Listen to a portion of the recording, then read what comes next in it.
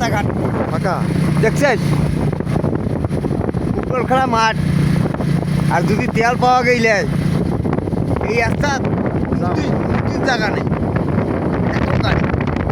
এখন খাড়াই মুটিলেও অসুবিধা নেই